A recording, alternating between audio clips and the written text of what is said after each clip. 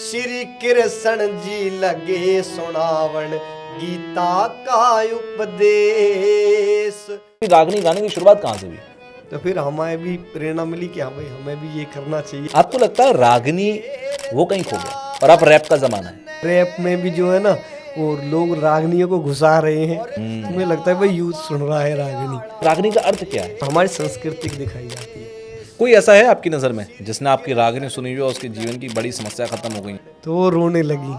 मेरा परिवार में बहुत मन हो गया है, दोबारा से आना जाना उठना बैठना शुरू कर दिया है आपकी रील देख करके।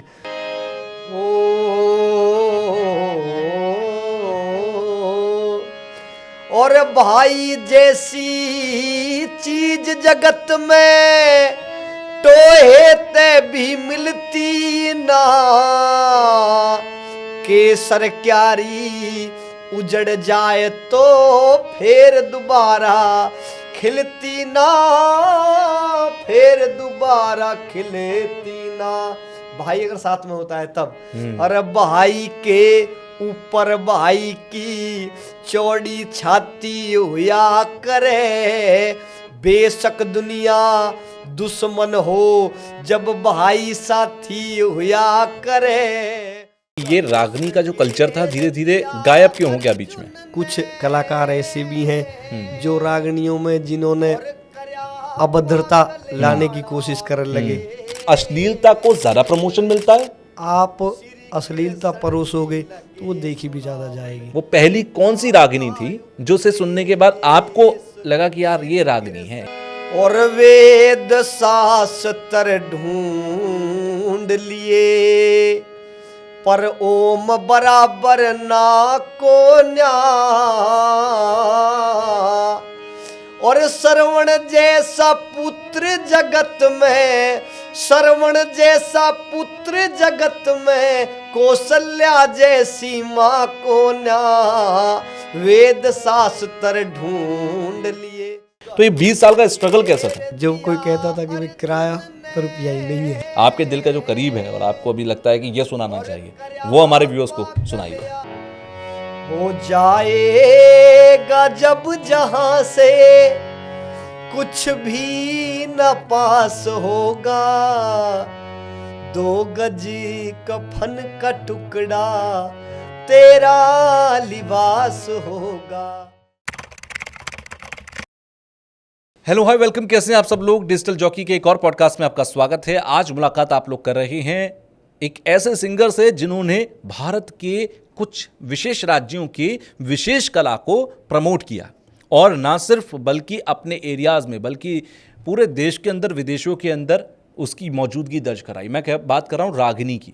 रागनी का जो एक आर्ट है, जो म्यूजिकल आर्ट है, उसे धीरे धीरे समय के साथ भुलाया जाता रहा और देश के अंदर उसकी एक छवि बन गई कुछ लोगों की वजह से कि रागनी कार्यक्रम जो होते हैं वह फुहरता की निशानियाँ होते हैं। वहाँ पर सिर्फ फुहरता होती है, नशा होता है, व्यभिचार होते हैं, ऐसी चीज़ें होती हैं। लेकिन नहीं, रागनी का अगर असली दौर देखा जाए तो वहाँ पर प्रेम भी था, दर्द भी था, बगावत भी थी, इतिहास भी था, महाभारत भी थी, राम भी था। और ऐसे ही आज बिना अश्लीलता वाले रागनी के हिस्से को हम समझेंगे बलराम वैसला से।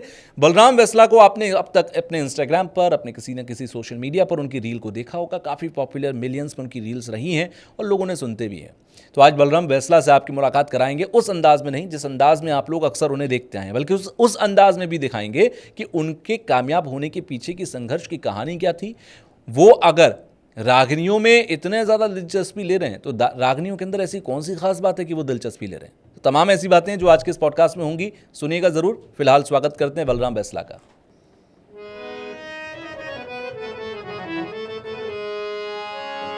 धनुष घेर दिया अर्जुन ने और करया पागलियाला बेस,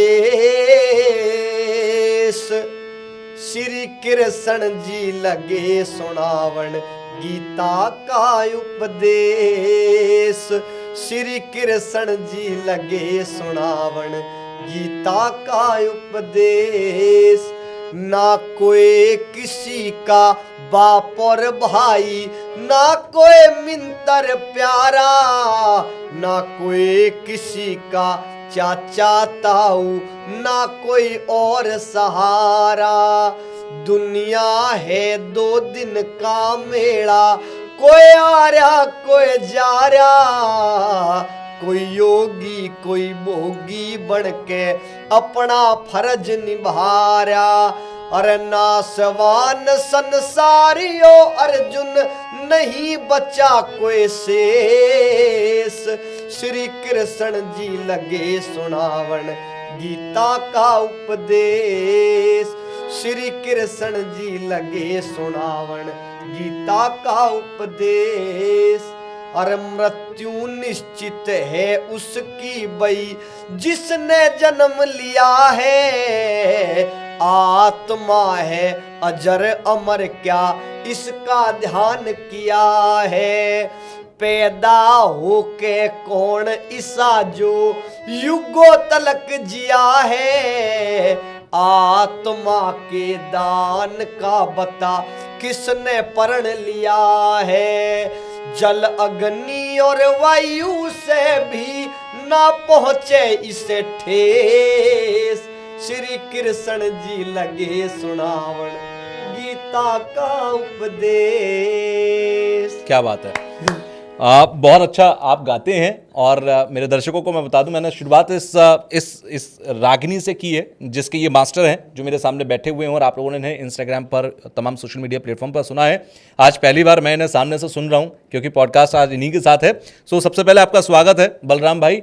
और आप स्टूडियो में आए हैं इसके लिए समय, क्योंकि आपका काफ़ी टाइट स्केड्यूल रहता है, काफ़ी बिजी आप रहते हैं, लेकिन उसके बीच में से भी अगर आप समय निकाल रहे हैं तो first of all thank you for this. सबसे पहले मैं एक बात जानना चाहता हूँ। जब मैं थोड़ा आपके बारे में रिसर्च कर रहा था और पढ़ रहा था, थोड़ा देख रहा था आपकी वीडियोस, तो मैंने बहुत टाइम से देखी। आप रागिनी आप गाते हो। रागिनी को हम सिर्फ एक वर्ड के तौर पर सुनते रहे, बहुत कम लोग हैं जो रागिनी गाते हैं, या फिर रागिनी भी अब मॉडिफाई हो चुकी है, बदल चुकी है। रागिनी के बारे में ये कहा जाता है कि ये जो म्यूजिक हमें सुनाई दे रहा है उससे ज़्यादा इसके अंदर या तो दर्द होता है, या तो प्यार होता है, कोई भावना होती है जो कट्टर तरीके से अंदर होती है, जो शब्दों और म्यूजिक के जरिए बाहर आती है। रागिनी का ये एक मैं मोटे तौर पर समझ पाया। तो सबसे पहले आपने माइक पकड़ा था, या कोई दर्द पकड़ा, कोई प्रेम पकड़ा, जहाँ से आपकी रागिनी की शुरुआत हुई? तो जो आपकी रागिनी गाने की शुरुआत कहाँ से हुई? रागनी गाने की शुरुआत हमारी जो गांव से ही हुई, क्योंकि रागनियों का ये है कि हमारे यहाँ पे गांव-गांव में रागनी होती थी, स्कूल में रागनी होती थी, और उन रागनियों में जो जैसे किस्से हैं, रामायण हुई, महाभारत हुई, और पिंगला भरतरी हुई, गोपीचंद हुए, इनके किस्से जो बहुत जिन्होंने नाम किया है, नाम कमाया है, जिनके पद चिन्हों पर चल के हम आगे बढ़े, ऐसा हमें करना चाहिए, राम जी ने ऐसा किया, या महाभारत में कैसा हुआ, क्या करना चाहिए क्या नहीं करना चाहिए, ये सभी हमारे कवियों ने पिरो रखा है अपनी अपनी रचनाओं में। तो उन रचनाओं को सब कलाकार गाते थे और सभी बैठ करके सुनते थे, और घर जा करके उनकी चर्चा करते थे कि हाँ भाई उसने अच्छा गाया, उसने अच्छा गाया, जो भाई उसका किस्सा अच्छा था। तो उनसे बहुत सीखने के लिए मिलता है कि हमारी संस्कृति है रागनी। तो फिर हमें भी प्रेरणा मिली कि हाँ भाई हमें भी ये करना चाहिए। पश्चिमी उत्तर प्रदेश, हरियाणा, राजस्थान, ये वो इलाके हैं जहाँ रागनियों का सबसे ज़्यादा चलन रहा पुराने समय में भी, और आज भी हरियाणा के कई हिस्सों में हम देखते हैं ये सब आज भी होता है। ये सारी पूरे हरियाणा में, पूरे हरियाणा के अंदर आज भी इस बात की वैल्यू है। आप कहाँ से? पहले मैं चाहूँगा एक छोटा सा इंट्रोडक्शन आपका ले लूँ। आप किस जगह से, किस गाँव से हैं, हमारे व्यूअर्स को आप बताएं। हमारा जिला है यूपी में गौतम बुद्ध नगर, और उसमें हमारा छोटा सा गाँव है नरौली, जिसमें हम रहते हैं। और बड़ा प्यार सम्मान हमारे गांव से हमें मिलता है, और ये कहते हैं कि हाँ भाई हमारी संस्कृति को बढ़ाने वाला हमारा भाई है। सभी का सपोर्ट है, ये नहीं है घर वालों का भी, सबका। वो तो शुरू में नहीं होता था, वो अलग है, लेकिन अब सबका सपोर्ट है। अच्छा, पहली रागनी आपने कब गाई थी? पहली रागनी मैं 6-7 साल का हूँगा, 6ठी कक्षा में। अच्छा। और मतलब 6ठी कक्षा में था तो मतलब 6-7 साल का गाने लग गया था। तो 6ठी कक्षा में आया जब थोड़ा सा बोध हुआ कि हाँ भाई अब गाना चाहिए, थोड़ा बाहर भी जाना चाहिए, तो फिर 6ठी कक्षा से बाहर भी आने जाने लगे। परिवार में कोई पहले से था जो रागनी गाता हो? नहीं, परिवार में कोई नहीं था। हमारे जो स्कूल में रागनियाँ होती थी जी, वहाँ पे सभी सुनने के लिए हम जाते थे, हमारे घर वाले जाते थे, तो हम रहते थे तो सुनते थे, तो बड़ा आनंद आता था कि हाँ भाई हम भी ऐसा गाएं, क्योंकि सब इंटरटेनमेंट भी होते थे और अच्छी अच्छी बातें सीखने के लिए मिलती थी वहाँ से। जितने भी आपके व्यूअर्स हैं सोशल मीडिया पर, उन लोगों ने आपकी रागनी तो सुनी है, आपके वीडियो में आपको गाते हुए सुना है, लेकिन बहुत कम लोग आपको अंदर से जानते होंगे। कहाँ से आपकी शुरुआत हुई, कैसे आप आगे बढ़े? क्योंकि क्या होता है, कामयाबी सबको दिखती है, लेकिन कामयाबी के पीछे का संघर्ष, वो मेहनत, वो कोई नहीं देखता, वो किसी को पता भी नहीं लगती, वो हमेशा अनटोल्ड रहती है। तो आज मेरी कोशिश ये होगी कि आपके अंदर जो छुपा है वो मैं बाहर निकालता रहूं, लोगों को बताता रहूं कि आपके जो व्यूअर्स हैं वो आपके बारे में जानना चाहें। आपने बीच में कहा कि पहले सपोर्ट नहीं होता था। आपको लगता है रागनी को लोग अब एक गुजरे ज़माने की, एक गुजरी कला समझते हैं? यही वजह है कि वो रागनी का जो कल्चर, जो हमारे देश के गौरव, हमारे देश के इतिहास को संगीत में पिरो कर सुनाता था, वो कहीं खो गया और अब रैप का ज़माना है? नहीं, ऐसा भी नहीं है। अब दोबारा से रागनी वापस आ रही है। रैप में भी जो है ना, वो लोग रागनियों को घुसा रहे हैं। अच्छा, लेकिन लोगों को बताते नहीं है ना कि रागनी है। हाँ, लोगों को बताते नहीं कि रागनी है, क्योंकि रागनियों का कल्चर ऐसा है कि अब, पहले तो गांव-गांव में रागनियाँ होती थी, तो लोग बागों का सुनने का जरिया था कि भाई कलाकार आएंगे, हम सुन लेंगे। लेकिन अब सोशल मीडिया भी चल गया है, तो सोशल मीडिया से बहुत युवा कनेक्ट हैं, क्योंकि जो हमारे उसमें है, उसमें मैं देखता हूँ कि कम से कम भी कुछ नहीं तो 70% 18 से और 24 साल की उम्र के हैं, मतलब जो नया रागनी यूथ जो आ सुन रहा है। रहे हैं। तो मुझे लगता है भाई यूथ सुन रहा है रागनी। यूथ सबसे ज़्यादा सुन रहा है यार। हाँ, और उन्हें लिरिक्स बहुत पसंद आती हैं, क्योंकि लिरिक्स का कमाल है सब जगह। तो लिरिक्स इतने अच्छे अच्छे कवि हुए, इतने अच्छे अच्छे कवि, उन्होंने महाभारत, रामायण इतनी अच्छी तरीके से लिखी है कि कुछ जगह तो ऐसा हो जाता है कि कुछ बातें रामायण में नहीं दिखाई गई, कुछ बातें महाभारत में नहीं दिखाई गई, वो हमारे इन कवियों ने अपनी रचनाओं में पिरोई हैं, और उनके द्वारा सत्य जो बिल्कुल है वो हमारे लोगों तक पहुंचता है। आज भी आप गाँवों में जा कर के देख लो, बड़े बूढ़ों के पास में बैठ कर के देखो, वो आपको ऐसी ऐसी बातें बता देंगे कि आपको शायद उन बातों का वो पता भी नहीं होगा कि हाँ भाई ऐसी भी बात थी महाभारत में, हमने तो देखा ही नहीं ये बात। तो उनसे ये सीखने के लिए मिलता है। अच्छा, ये सारी चीज़ें जो थी ये धीरे धीरे समय के साथ रागनियों में आने लगी। रागनी की शुरुआत अगर मैं देखूं तो कई सौ साल पहले रागनियाँ होनी शुरू हुई होंगी, धीरे धीरे आगे बढ़ी। रागनी के अंदर होता क्या है? जैसे मैंने शुरुआत में बहुत ब्रीफली इस बात को कह दिया कि भाई रागनी में दर्द होता है, रागनी में प्रेम होता है, रागनी में देशभक्ति होती है, रागनी में हो सकता है कि बागीपन हो। तो रागनी क्या इन्हीं पर आधारित है या रागनी का अर्थ क्या है?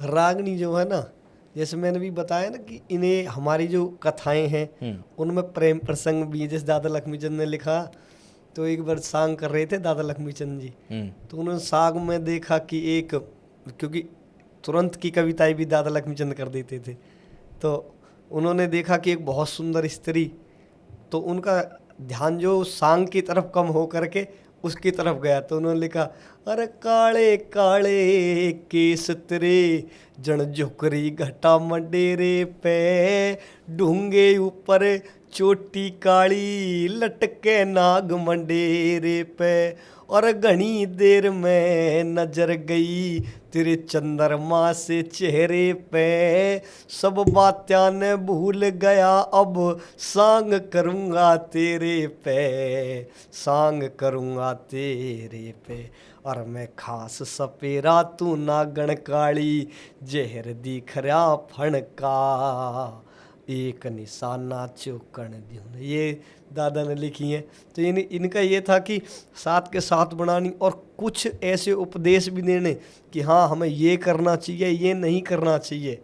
तो उपदेश आत्मक बात भी है। जैसे महाभारत में वेद व्यास जी बहुत दिन पहले उन बातों को लिख गए थे, कुछ ने पढ़ी कुछ ने नहीं पढ़ी, लेकिन हमारे कवियों ने उनको भी पिरोया है कि वेद व्यास जी कलु काल का हाल लिखने लगे सारा, 9 बेटे हों एक बाप के ना पेट भरण पावेगा, कि यानी कि ऐसा कलयुग आने वाला है। तो ये सब रागनी में यही चीज़ पिरोई जाती है कि भाई हमारा इतिहास कैसा है, उसमें कहीं दर्द भी आएगा, कहीं हंसी भी आएगी, कभी देवर भाभी भी होंगे, कभी उनकी लड़ाई भी होगी, नोक झोंक होगी, ये सब हमारी रागनी में पिरोया जाता है और हमारी संस्कृति दिखाई जाती है। भाई किसान है तो किसान कितनी मेहनत कर रहे हैं, ये कितनी मेहनत कर रहे हैं, वो कितनी मेहनत कर रहे हैं, ये सब दिखाया जाता है। आपको क्या लगता है कि ये रागनी का जो कल्चर था धीरे धीरे गायब क्यों हो गया बीच में?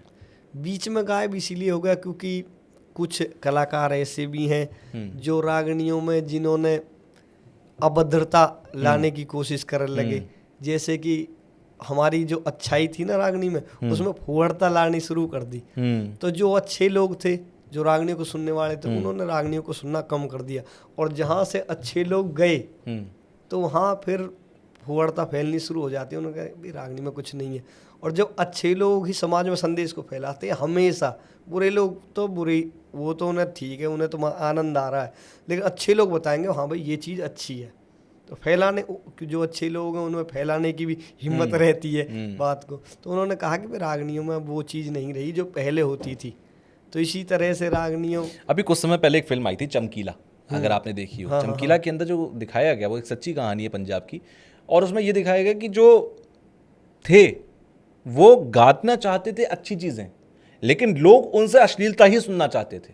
यही वजह है कि वो धीरे धीरे धीरे धीरे उसी में फंस गए, निकलना भी चाहा तब भी नहीं निकल पाओ, एट दी एंड उनको गोली मार दी गई। वो फिर एक वहाँ पर एक कट्टरपंथ अलग तरीके से काम करता है। मेरा सवाल इस पर ये है इस रेफरेंस पे कि क्या अश्लीलता को ज़्यादा प्रमोशन मिलता है, इसलिए जो रागनी गायक रहे वो अश्लीलता की तरफ चले गए, रागनी का एक नया दौर देखने को मिला लोगों को, जो एक मुट्ठी भर लोग हैं वो सुनने लगे, या लोग इसके भी कद्रदान हैं जो आप गा रहे हैं, जो अश्लीलता से परे है, जो रागनी का असली स्वरूप है? इसे भी बहुत ज़्यादा सुन रहे हैं। असलियत में तो लोग इसे ही सुनते हैं, असलियत में तो लोग इसे ही सुनते हैं, लेकिन वो ये है ना, जब आप अश्लीलता परोसोगे तो वो देखी भी ज़्यादा जाएगी। कुछ कलाकार ऐसे हैं जो ज़्यादा अश्लीलता परोसते हैं, और कुछ कलाकार ऐसे हैं जो इतना अच्छा गा रहे हैं, इतना अच्छा गा रहे हैं, हम उनसे खुद सीख रहे हैं, उनकी सुन सुन करके हम सीख रहे हैं कि हाँ भाई हमें ऐसा गाना चाहिए। ऐसे भी कलाकार हैं, और लोग, ऐसा नहीं है कि लोग उन्हें नहीं सुन रहे, उनको भी सुन रहे हैं। जैसे हम अच्छा गा रहे हैं तो हमारी भी लोग बाग फरमाइश करते हैं कि भाई वो लड़का भी आना चाहिए, लेकिन एक तरफ उनकी भी रहती है कि भाई वो आना चाहिए, डांस होना चाहिए, ये होना चाहिए। तो इस तरह की भी है। तो हर तरह का है समाज मेरे हिसाब में। तो मेरा तो यही है कि भाई रागनी सुनो तो ऐसी सुनो कि हाँ बाप और बेटा एक जगह बैठ के सुने, और जा करके एक वो करे कि हाँ भाई हम अच्छी चीज़ सुन के आए। लेकिन अब रागनियों में कुछ कुछ जगह ऐसी होगी कि वहाँ बाप बेटा एक जगह बैठ के रागनी सुन नहीं सकते, नजरें नहीं मिला सकते एक दूसरे से। तो रागनी का जो एक दूसरा रूप जिसकी हम बात कर रहे हैं वो ऐसा है कि शाम का समय है, शराबें हाथ में हैं या शराब पीकर लोग बैठे हैं, सामने फुबरता परोसी जा रही है, फुबरता नाच भी रही है और फुबरता गाई भी जा रही है। ये एक चेहरा सामने आता है जब रागनी की बात होती है। देश के दूसरे हिस्सों में जो रागनी के इस चेहरे को नहीं जानते, वो रागनी, ये जिन चीज़ों की हम बात कर रहे हैं, ये नेगेटिव सेंस में यानी कि अश्लीलता वाले दौर में देखते हैं। ये मैं कहूँगा कि जब पहले मेरी भी सोच यही थी, मुझे भी ऐसा लगता था कि ये जो चीज़ है ये ऐसी ही है, लेकिन जब मैंने आपकी वीडियोस देखी तो देखा एक नया रूप भी है इसका, तभी मैं थोड़ा इंस्पायर हुआ इन सारी चीज़ों से और मैंने आपको बुलाया। अच्छा, मैं थोड़ा अब आगे बढ़ता हूँ, ऐसी बातें तो हमारी चलती रहेंगी। आपकी रागनी लोगों को पसंद आ रही है, आप गा रहे हो बिना अश्लीलता के, लोग पसंद कर रहे हैं। आप संबंधों पे गा रहे हो, आप भाई बहन पे गा रहे हो, आपने गीता भी सुनाई, गीता पे आपने गाया, आप माँ पे गा रहे हो, आप देशभक्ति पे गा रहे हो, आप हर एक चीज़ पे गा रहे हो। आपको क्या लगता है कि आपके दिल के करीब वो पहली कौन सी रागनी थी जो से सुनने के बाद आपको लगा कि यार ये रागनी है, ये दिल में उतर गई? तो मैं एक रागनी थी, अगर आप सुना पाओ वो हारमोनियम पे।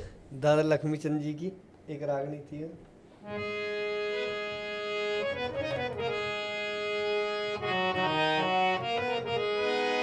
रागनी थी कि उसमें ओम का जिक्र किया गया था, ओम का। तो क्या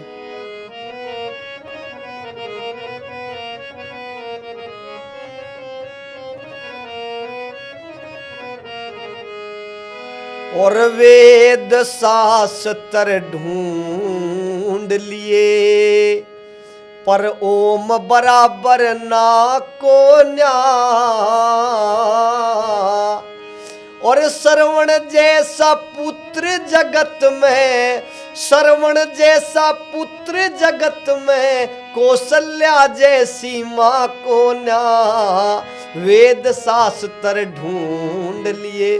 और क्या बताया, कृष्ण जैसे योगी ना, और रावण सा अभिमान नहीं, कितना घमंड करो चाहे मन में, नारद जितना ज्ञान नहीं, दयानंद सा इस दुनिया में, वेदों का विद्वान नहीं, लाख तिजोरी भरी हो धन की, कर्ण जिसा धनवान नहीं, दुर्योधन सीना नहीं रे, दुर्योधन सीना नहीं और हरिश्चंद्र सिंहा को ना, वेद शास्त्र ढूंढ लिए। रागनी बड़ी हमारे करीब रही है, बहुत अच्छी रागनी थी। और किस उम्र में सुनी थी ये वाली पहली बार? ये मैं बता रहा हूँ, मैं तीसरी चौथी क्लास में रहा हूँ। अच्छा। हाँ, तब रागनी सुनी थी मैंने, तो फिर गांव में गाई भी। हाँ। क्योंकि सबसे पहले एक वंदना थी, सरस्वती वंदना जी। उसके बाद ये रागनी मैंने सुनी। मैंने पहले सरस्वती वंदना याद करनी चाहिए कि माता सरस्वती का गाने वालों पे आशीर्वाद रहता है। सबसे पहले सरस्वती वंदना याद करी, फिर ये रागनी याद करी। अच्छा, जितने भी लोग आपको जानते हैं सोशल मीडिया पर, आपको देखते हैं, उन सारे में आपकी एक वीडियो होती है जिसमें आप गा रहे हो और पीछे बहुत सारे लोगों की भीड़ जमा है जो आपका साथ दे रहे हैं। ये सारे लोग कौन हैं? ये घर का माहौल ऐसा ही है क्या? नहीं, ये जो है ना हमारे सब गांव से ही है सब जी। और जैसे गांव में वो ना जब रिहर्सल करने जाते थे, अभ्यास करने जाते थे, तो जब ही से मेरे साथ में है ये। तो अब बाहर से इंस्ट्रूमेंट वालों को बुलाएंगे तो वो लेंगे खर्चा, भाई जो जिनके साथ हम प्रोग्राम कर रहे हैं वो तो खर्चा लेंगे अपना। बिल्कुल। ये है हमारे अपने घर वाले कतई। तो ये है कि भाई हमें भी कुछ नहीं हो रहा तो मन की ऐसे करें, तो रागनी की छोटी छोटी क्लिप बना करके, क्योंकि लोगों के पास 8-10 मिनट का टाइम नहीं है, 30 मिनट का तो निकालेंगे। तो रागनी की जो क्रीम है उसे निकाल करके एक बार चला करके देखें। तो हमने सब बुलाए, तो वो करके देखी, तो वो हमारा आइडिया काम कर गया। और उसमें लोगों बागों ने बहुत ज़्यादा प्यार दिया कि हाँ भाई थोड़े टाइम में और अच्छी बात सुनने के लिए मिल रही। मैंने कहा चलो भाई ये तो और अच्छी बात है। जो लोग कमेंट करते हैं, क्या किस तरीके का रिएक्शन होता है लोगों का? बहुत अच्छा रिएक्शन होता है। बहुत कहते हैं कि हाँ भाई बहुत अच्छा काम कर रहे हो, बहुत अच्छा काम कर रहे हो, कि आप जो है हमारी जो संस्कृति थी, कि बहुत अच्छे अच्छे कवियों ने, बहुत अच्छे उन्होंने भी कमेंट किया है। जब हमने गीता का उपदेश सुनाया था, उन्होंने कहा कि ये है हमारा असली जो है संस्कृति, ये है हमारा असली हरियाणा, ये है। सभी ने कमेंट किया था, हमें बड़ा अच्छा लगा कि हाँ, फिर हम प्रोत्साहित हुए कि आपने हरियाणा का जिक्र किया। हरियाणा के अंदर आज जो गाने आ रहे हैं, जो लोकल आर्ट एंड कल्चर को प्रमोट करते हैं, वो एक अलग टेस्ट है। हैवी बीट्स, बहुत तेज़ म्यूज़िक, ठीक है, और उस म्यूज़िक के साथ में एक आवाज़ आती है। शायद वो रागनियों के ही गाने हैं जो वहाँ पर यूज़ किए जा रहे हैं। आपको लगता है कि जो रागनी का पुराना कल्चर था, जो एक पुरानी आवाज़ थी, जो पुराना तरीका था उसको दिखाने का, और आज जो मॉडर्न बीट्स के साथ, म्यूज़िक के साथ उसे परोसा जा रहा है, आपको लगता है कि ये सही तरीका है, या रागनी का असली कल्चर तो खो गया, वो अब हैवी बीट्स म्यूज़िक में, पॉप म्यूज़िक में कन्वर्ट हो गया? आपको लगता है ठीक है? नहीं, ठीक भी नहीं है, क्योंकि जो ये है जो अब कर रहे हैं ये, तो मैं पहले मेरा भी मन हुआ था कि मैं इधर की तरफ जाऊं। तो मैंने भी कुछ ऐसे हैं कि रागनी की जगह जैसे बदमाशी के गाने लिखने लगे, मैंने भी लिखने शुरू किए, तो मैंने लिख दिए। लेकिन जब मैं रागनी लिखने को बैठा तो उसमें बहुत ज़्यादा दिमाग लगाना पड़ा कि यार ये थोड़ा जल्दी से बन जाते हैं गाने तो। लेकिन रागनी में जो कवियों ने लिखा है बहुत ज़्यादा सोच समझ के, बहुत ज़्यादा कितनी मेहनत करी होगी तो हमें पता चलता है, क्योंकि हम तो सरल शब्दों में लिख देते हैं, लेकिन जब उनकी पढ़ते हैं ना, यार कितनी मेहनत करी होगी इन लोगों ने तो बनाने में रागनी, कितना समय लगा, कितना अनुभव देखा होगा, तो उसके बाद उन्होंने एक को लिखा। बहुत, क्योंकि एक हमारे गुरुजी हैं लड्डन सिंह जी, उन्होंने महाभारत इतनी अच्छी लिखी, इतनी अच्छी महाभारत लिखी। मतलब ऐसे लोग बाग जब हम जाते हैं ना तो वो सब चर्चा करते हैं कि यार उन्होंने लड्डन सिंह जी ने ऐसी महाभारत लिखी है जैसे वो खुद महाभारत के युद्ध में बैठे थे, इतनी अच्छी। तो वहाँ पे एक उन्होंने रागनी भी लिखी थी उसकी, जब धर्मराज युधिष्ठिर के पास में दुर्योधन जा रहा है, क्योंकि माँ गंधारी ने कह दिया कि अब तेरे बचने की तरकीब बस धर्मराज युधिष्ठिर के पास है, वो बता सकता है। तो धर्मराज युधिष्ठिर के पास में गए दुर्योधन। तो जैसे दुर्योधन गए कि यहाँ से लिखना शुरू किया, जो औरों ने बड़ा तके वो अपने आप बड़ा होगा, जो औरों को बड़ा तकेगा अपने आप में वो बड़ा। देखो कहाँ से सोच शुरू करी, अरे जो औरों ने बड़ा तके वो एक दिन आप बड़ा होगा।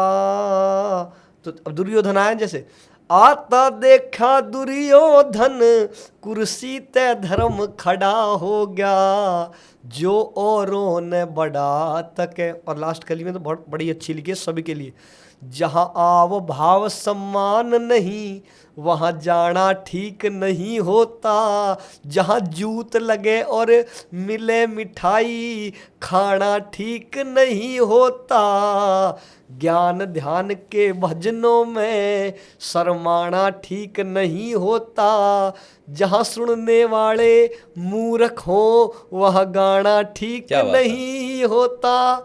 कह लड्डन सिंह राज बले अब मस्ती का साज घड़ा होगा, जोरों ने बढ़ा तके। ये ऐसी रागनी लिखी है उन्होंने। रागनी मैं कहता हूँ, मुझे जितना पता लग रहा है, क्योंकि मैं भी रागनी के बारे में बहुत नहीं जानता। जब मैंने आपकी वीडियो देखी और आपको इनवाइट किया तब मैंने थोड़ा पढ़ना शुरू किया। रागनी में ज्ञान, वेद, शास्त्र और वो जो कहते हैं ना फिलॉसफी, ठीक होता है, एक दर्शन होता है पूरी दुनिया का, वो छिपा हुआ है। अगर उसको भी कोई समझ ले तो उसका आधा जीवन तो वैसे ही ठीक हो जाएगा। बिल्कुल। वो रागनी जो आपने लिखी, क्योंकि आपने कहा कि आपने भी बदमाशी के भी गाने लिखने शुरू किए, उसके बाद फिर आप रागनी भी, आपके दिल के करीब वो कौन सी रागनी है जो आपको लगती है कि मैंने सबसे अभी तक की सबसे अच्छी लिखी है, जो आपको लगता है? व्यूज डजंट मैटर, किस पर व्यूज ज्यादा है किस पर नहीं आई, ये लोगों की चॉइस हो सकती है, लेकिन एक कलाकार जब दिल से लिखता है तो उसके दिल को सुकून पहुंचता है कि ये जो मैंने लिखा है ये शायद मैंने नहीं लिखा, मुझसे लिखवा लिया गया। हाँ, तो एक मैंने जो ना तो यार के लिए लिखा था, वो बड़ा बहुत पॉपुलर हुआ आई थिंक। हाँ, वो तो बहुत पॉपुलर हुआ और सभी ने प्यार भी दिया है। तो हमारे यार ज्यादा हैं, तो जो सब देखते हो ना पीछे खड़े रहते हैं, वो सब यार वो दोस्त मेरे हैं। यार दोस्त हैं। क्या बात है। और जो भी आता और है यारी दोस्ती के लिए सब आ भी जाते हैं। यहाँ यारी दोस्ती में आते हैं सब। किसी को आज तक कुछ नहीं दिया मैंने, ना वो लेते ना हम इतना कमाते उससे। ना हम देने वाले यार दोस्तों को कौन देता है। ठीक जी। और इतने तो वहां पे खड़े रहते हैं और पूरा कमरा जो देखने वाले यारों का भरा रहता है कि हाँ भाई आनंद आ रहा है। तो उनके यारों के लिए सुनाता हूँ प्लीज। बिल्कुल। और ये उन सब यारों का ही नाम है।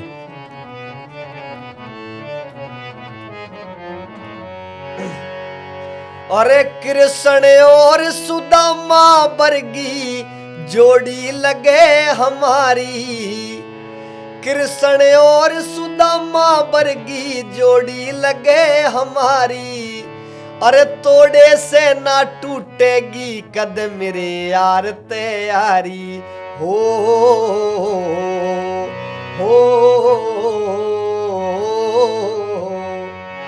अरे यार मेरे तू मेरे जिगर का छल्ला रे, तेरे बिन ना रह पाऊं मैं कल्ला रे, हो मरते दम तक साथ निभाऊं, एक फोन पे खड़ा मैं पाऊं, मरते दम तक साथ निभाऊं, एक फोन पे खड़ा मैं पाऊं। अरे यार नहीं तू जान है मेरी बात करे मत हारी हो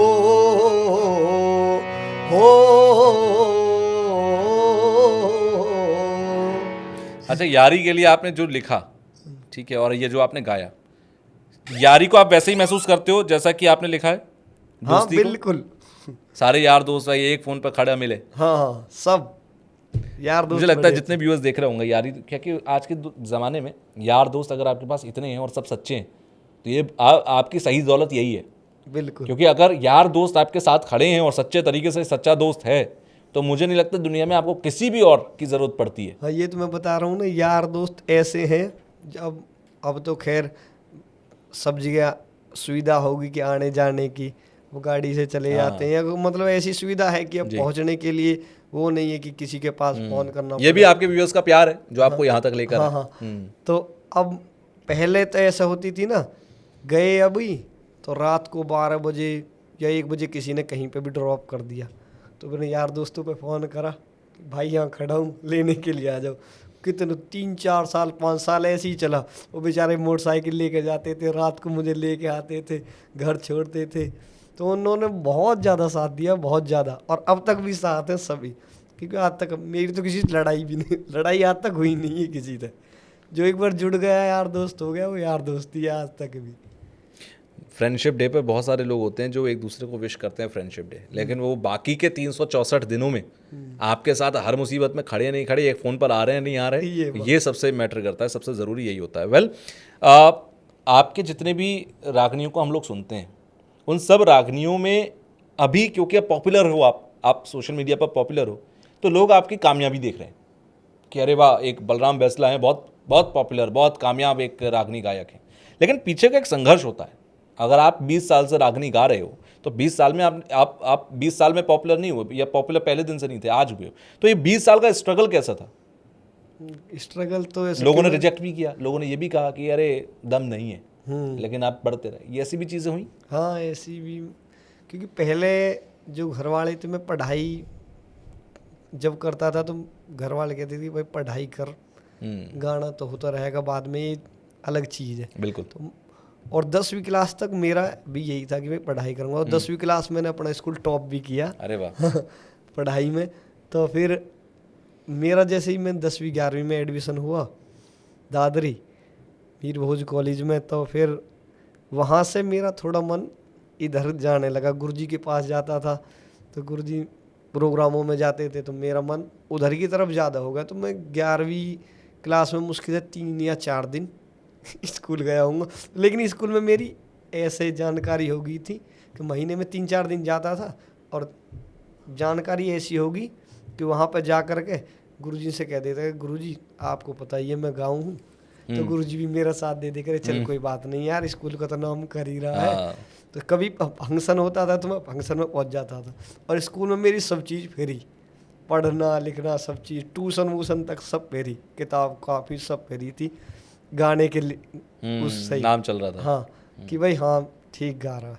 तो फिर मैंने 10वीं 12वीं के बाद मैंने सोचा यार इधर भी होना चाहिए। फिर 12वीं के बाद फिर मैंने घर वालों ने कही भाई तुझे सरकारी नौकरी लगनी है चाहे कैसी भी लग, सरकारी नौकरी लगनी है। और मैंने पढ़ाई शुरू कर दी, गाना छोड़ दिया, और कोचिंग गाजियाबाद आने लगा। सुबह जाता, शाम को आए कराया। लेकिन मैंने CGL दिया तो CGL में प्री निकाल दिया, लेकिन मेंस नहीं निकला। CHS निकाल दिया, उसमें मेरी टाइपिंग नहीं हुई। मैंने सोचा हो सकता है भगवान तुझे संगीत इधर के दे रहे हैं। बिल्कुल। हाँ, कि तुम जो गा और अपनी संस्कृति है बढ़ा, और भगवान का नाम लो।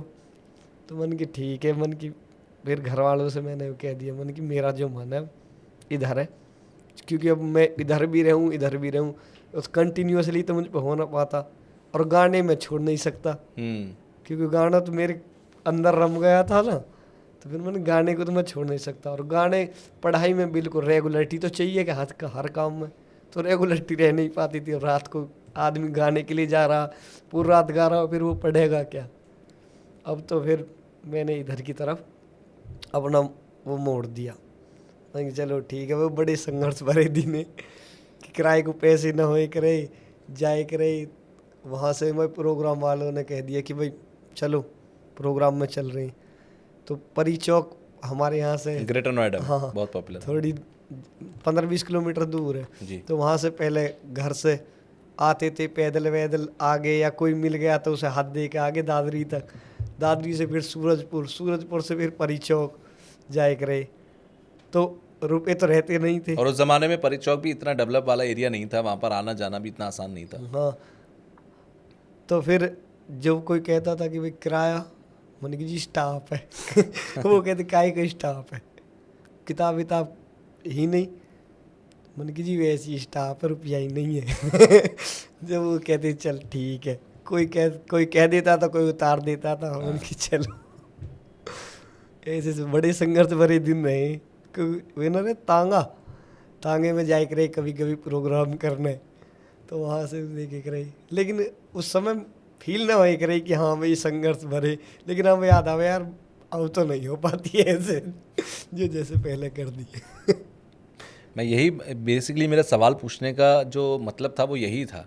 होता क्या है कि हर इंसान को कामयाबी दिखती है, और कामयाबी देखकर इंसान कहता है अरे बलराम बैंसला अगर कामयाब हो सकते हैं ना, मैं भी कल को कामयाब हो जाऊंगा। लेकिन वो ये नहीं देखता कि वहाँ तक पहुँचने के लिए बलराम बैंसला ने कैसे कैसे सफ़र तय किया, क्या क्या चीज़ों को छोड़ा है, तब बलराम बैंसला आज इंस्टाग्राम, यूट्यूब, फेसबुक या दुनिया के अंदर जो रागनी को फैला रहे हैं वो इतने पॉपुलर हुए। अच्छा, आपके ज़रिए एक और अच्छी चीज़ हुई है, रागनी जब सोशल मीडिया पर पॉपुलर होना शुरू हुई, या फिर आपने जिस अंदाज में बिना अश्लीलता के उसे परोसना, उसी के अंदाज में, उसी साजो सारे इंस्ट्रूमेंट के साथ, लोगों ने असली चेहरा देखा। ना सिर्फ जैसे मैं पश्चिमी उत्तर प्रदेश से आता हूँ, लेकिन मैं दिल्ली में रह रहा हूँ, मैं हरियाणा में रह रहा हूँ, या गुड़गांव में रह रहा हूँ, मैं भी देख रहा हूँ, मुंबई में बैठा वेल आदमी भी देख रहा है। ठीक है आपका राजस्थान, हरियाणा और ये जो पश्चिमी उत्तर जो प्रदेश यहाँ विदेशों देख रहे में भी हैं, लोग लेकिन रह रहे विदेशों में भी देख रहे हैं। मैं वही कह रहा हूँ कि वहां तक पहुंच रहा है कि अरे ये एक फॉर्म भी है संगीत का। तो जो हमारे बहुत ज़्यादा लोग हैं जो मिलने के लिए भी आते हैं, तो बहुत दूर दूर से, तो मुझे लगा हर प्रदेश से कोई ना कोई जुड़ रहा है बिल्कुल। रागनी। तो फिर हमने जो कहा कि भाई बड़ा हमें आनंद आया कि भाई हमसे सब लोग जुड़ रहे हैं और अच्छे अच्छे सब वो कर रहे हैं, और वो सजेशन भी दे रहे हैं, भाई इस पे गाओ, इस पे गाओ, इस पे बनाओ। तो हमें फिर वो होता चला गया। और एक बात और, क्योंकि संघर्ष भरे दिन है ना, उस दिन मेरी आवाज़ तो बढ़िया चल रही थी, तो किसी हमारे साथ का ही था, उसने मुझे कुछ खिला दिया, तो जैसे आवाज़ वो हो लगे, खराब होने लगे। हाँ, तो जलने वाले भी पैदा हो हाँ, गए। वो हमें पता नहीं, लेकिन हम जब घर आके मैं प्रोग्राम में गया उनके साथ में, वहीं से मेरे गले में दिक्कत होनी शुरू होगी। अब गले में दिक्कत हुई, मैं घर आया, घर आके मैं बंद बोला भी न जाए, गाऊँ तो गाया तो बिल्कुल भी नहीं जा रहा। 1-1.5 साल में बड़ा परेशान। अब लोग बाग बुलाते थे कि भाई उस लड़के को बुलाओ, अब लड़का जावे तो मैं जाता था तो आवाज़ नहीं चलती थी। भाई यार क्या होगा, इसी हो सकता है ऐब ऐब कर लगा कुछ। अब मैं कैसे बताऊँ, मैंने किसी ने दे दिया, मैंने किसी को बताया भी नहीं कि हो सकता है फिर लड़ाई हो या उससे कुछ कहे। मैंने कोई नहीं, भगवान के भरोसे है सब। लेकिन रियाज अभ्यास करता था डेली डेली, तो उससे आवाज़ में भी चेंजिंग हुई थोड़ी सी मेरी में। पूरी तरीके से अब भी उससे मेरी आवाज़ आई नहीं है, लेकिन हाँ ठीक है, ये जो मैंने रील बनानी शुरू करी थी ना, ये उसी दरमियान शुरू करी थी अच्छा। कि मेरी आवाज़ तो ख़राब हो गई थी, लोग बागों ने थोड़ा कम बुलाना भी कर दिया, क्योंकि भाई आवाज़ ख़राब चल रही है, तो अब उस तरह का नहीं गाता जैसे पहले गाता था। तो मैंने सोची जब घर बैठा हूँ तो कम से कम जैसा भी आ रहा है वैसा तो परोसूं सबको। अब संस्कृति तो नहीं मिटनी चाहिए अपनी। तो फिर मैंने शुरू कर दी रील बनानी, ऐसे इस तरह से क्योंकि पूरी रागनी उस समय मुझ पर गाई भी ना जा रही, एक रागनी पूरी नहीं गा सकता था, तो मैंने छोटी छोटी गाऊँ रागनी, तो छोटी छोटी गाई। तो एक हमारे गुरुजी के लड़के हैं वो दिशांत भाटी, उनके साथ में वो मैंने और उसने भाई ने साथ में बनानी शुरू करी, तो दोनों को फिर बड़ी वो मिली कि हाँ उनकी चलने लगी। तो हमें हाँ, फिर लोग बाग दोबारा बुलाने लगे, लेकिन आवाज़ चल रही नहीं थी। फिर मैंने और कुछ कहीं से दवाई ली, कहीं कैसे ली, तब जा कर के अब है कि हाँ 90% तो आ गई है, 10% के लिए और मेहनत कर रहे हैं। लेकिन मैं तो उसको कहूँगा भैया कोई भी कलाकार है बड़ी मेहनत करता है वो नीचे से, कभी किसी को कुछ मत खवाओ वो, क्योंकि कलाकार जब स्टेज पर जाता है ना और उससे गाया नहीं जाता, ये लगा लो उसकी मौत होगी वहीं पे तो हमें भी ऐसे होता, तो मैं भीतर रोता था, गाड़ी में आकर रोता था, उनकी यार ये तो गलत हो गया तेरे साथ में। एक हमारे भाई है, एक दिन उनका प्रोग्राम था, मैं चला गया तो सब कलाकार गा रहे थे, लेकिन मुझसे नहीं गाएगा, और सबकी उम्मीद थी कि ये सबसे अच्छा गाएगा। मैं आके गाड़ी में रोने लगा, उनकी यार बेकार है, उनकी भाई मैं गाना छोड़ूंगा अब। उनकी यार तो ठीक है, कुछ ना कुछ 25-30 हज़ार की ड्यूटी कर लेंगे, कहीं जाके दिखाएंगे ग्रेजुएशन हो रही है भैया देख लो। मैंने कि भाई, उनने कहा ही गलत कर रहे हो भाई, छोड़ना नहीं है, उम्मीद क्यों छोड़ रहे हो यार, तेरी आवाज़ आएगी क्यों ना आएगी, तेरे टैलेंट है तो कोई मान ना सके, लिख ले गा ले कुछ तो कर, तू कुछ भी कर लेगा, तू मान ना खाएगा, और हम तेरे लिए हमेशा खड़े। तो सभी को प्यार रहे, तो इस तरह से फिर हम दोबारा इस तरह से आए। मैंने कि चलो जी, अगर आपका तरीका सही है और आपका उद्देश्य सही है तो खुदा साथ देता है, भगवान साथ देता है। बिल्कुल बिल्कुल, और वही आपको फिर आगे लेकर भी बढ़ता है, हाथ पकड़ता है वो। बिल्कुल, क्योंकि रागनी में तो इतनी सीख है, अगर किसी को ये ऐसा हुआ है कि अगर आप इसे ढंग से पढ़ोगे, लिखोगे और अच्छी तरह से गाओगे, लोगों में इम्प्लीमेंट करोगे, उनको सुनाओगे, तो आपको तो ज्ञान होगा ही होगा, और जो दूसरे हो उनको भी आप ज्ञान दोगे। बिल्कुल। कोई ऐसा है आपकी नज़र में जिसने आपकी रागनी सुनी हुई और उसके जीवन की बड़ी समस्या खत्म हो गई है? ऐसे बहुत है। एक दिन एक लड़की थी मलेशिया, अच्छा। भारत की ही थी, मलेशिया में है। मलेशिया में रहती थी, तो उसकी कॉल आई एक दिन, तो वो रोने लगी। मैंने कि जी बहन जी, मैंने बोलिए, तो उन्होंने कहा कि भाई मैं यहाँ पे अकेली ड्यूटी करती हूँ, तो परिवार सब अलग अलग है, लेकिन जिस दिन से मैंने आपकी ये सुननी शुरू करी है ना, मेरा परिवार में बहुत मन हो गया है। मैं आप बुलंदशहर से थी वो, तो उन्होंने कहा मैं बुलंदशहर से हूँ, तो मैंने कि हम गौतम बुद्ध नगर से पास में ही, तो मैं घर बनाऊंगी और आपको ज़रूर बुलाऊंगी, क्योंकि आपके कारण मैंने सबसे बात करनी शुरू कर दी है। घर परिवार में सबसे मैं डेली सबके पास कॉल कर लेती हूँ, या हफ्ता में तो कर ही लेती हूँ पक्का। मैंने कि चलो जी, एक ऑस्ट्रेलिया से हमारे भाई है, उन्होंने कहा कि भाई हमारे वे ख़त्म हो गए, चाचा जी ये ख़त्म हो गए। मैंने किसी का आदर सम्मान नहीं किया, लेकिन हाँ अब रील देखी है तो मैंने सबके पास में दोबारा से आना जाना उठना बैठना शुरू कर दिया है आपकी रील देख करके। उन्होंने कहा ये तो भाई बड़ी अच्छी बात है, लोग बाग अपने का सम्मान कर रहे हैं, इससे बढ़ के और क्या बात होगी। एक दिन एक पुलिस वाले थे, उन्होंने कहा कि भाई जो आपकी रागनी है इनसे परिवार बड़ा मजबूत हो रहा है कि परिवार में सब जो हम गाते हैं कि माता को पिता का सम्मान करना चाहिए, भाई के साथ में इस तरह से रहना चाहिए, कि भाई की भी हमने एक वो सुनाई थी, सुना दीजिए फिर तो।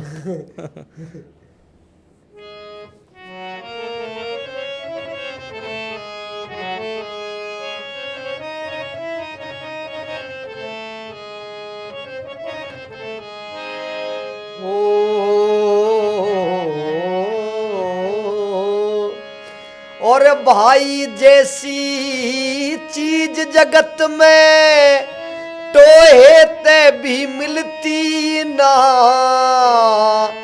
केसर क्यारी उजड़ जाए तो फिर दोबारा खिलती ना, फिर दोबारा खिलती ना। भाई अगर साथ में होता है तब। अरे भाई के ऊपर भाई की चौड़ी छाती हुआ करे, बेशक दुनिया दुश्मन हो जब भाई साथी हुआ करे, होए वक्त की बात समय सदा आती जाती हुआ करे, अपने बिन अपने का जग में कौन हिमाती हुआ करे, कौन हिमाती हुआ करे। और यो घी में बाती हुआ करे, हाँ घी में बाती हुआ करे, यो चोट बेर की झिलती ना, केसर क्यारी उजड़ जाए तो फिर दोबारा खिलती ना, फिर दोबारा खिलती ना। अच्छा, आजकल ज़माने में सबसे बड़ी दिक्कत ये है, ये समय भी बदला, रिश्ते भी बदले, कुछ समय ही ऐसा आया कि सब अलग अलग हो गए। पहले मुझे याद है कि मेरे जो पिताजी का समय था, 7 भाई बहन और वो सब लोग, मतलब घर नहीं था, वो पूरा जैसे आजकल एक सोसाइटी अपार्टमेंट होते हैं वो पूरा घर था, मतलब 7-7 8-8 फैमिली, घर के अंदर 20-20 25-25 बच्चे। तो वो जो बचपन पलता था इतने लोगों के बीच में, क्या होता था कि भाई को कोई चीज़ मिली आपको नहीं मिली, आप बहुत कुछ सीखते हुए बढ़ते थे। आपको ये भी पता लगता था कि हर चीज़ आपको नहीं मिलती दुनिया में, आपको ये भी पता लगता था गिरते हैं तो संभल भी जाते हैं।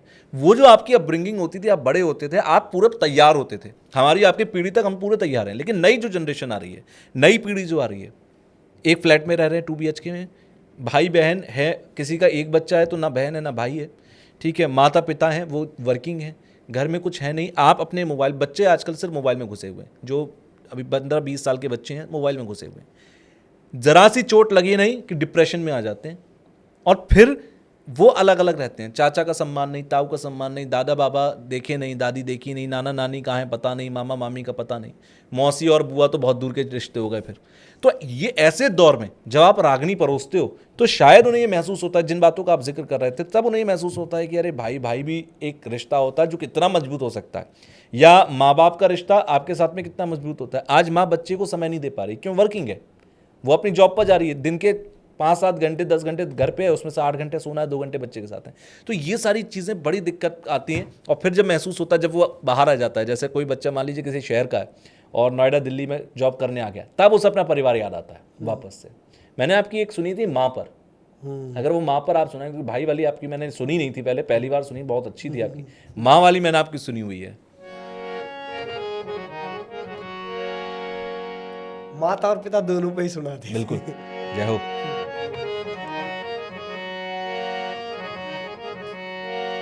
मात पिता सा दुनिया में कोई मंदिर आलीशान नहीं, मात पिता से ऊंचा दर्जा ले सकता भगवान नहीं, मात पिता सा दुनिया में। मात पिता को नहीं नहवाया कावड़ ला के फायदा, मात पिता के चरण छुए बिन तीरथ जाके के फायदा, मात पिता भूखे प्यासे तो भोजन खा के फायदा, मात पिता को ठुकरावे फिर गुरु बनावे के फायदा, और मात पिता की दुआ बिना रे,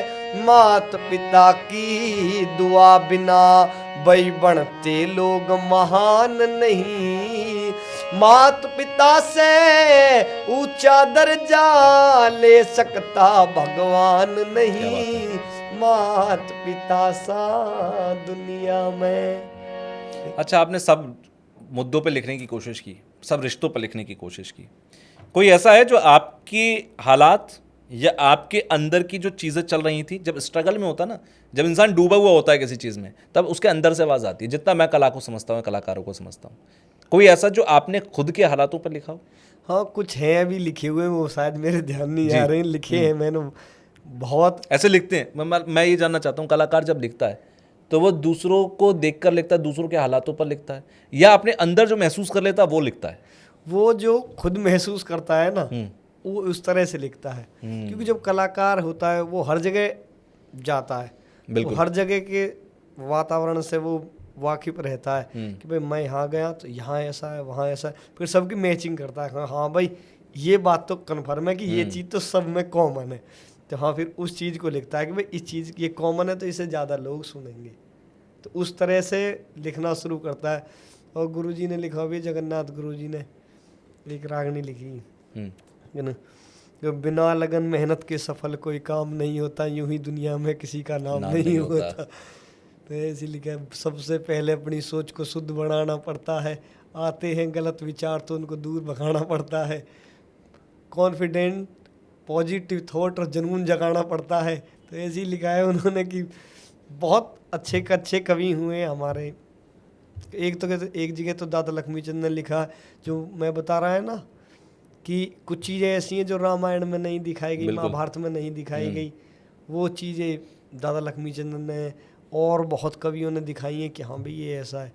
तो एक जगह जब होता ना, जब रावण धनुष तोड़ने के लिए जाते हैं और वहाँ पे बहुत बड़े बड़े राजा थे, किसी से धनुष नहीं उठ रहा था, तो रावण गए थे, तो रामायण में दिखाया गया कि उनसे धनुष नहीं टूटा।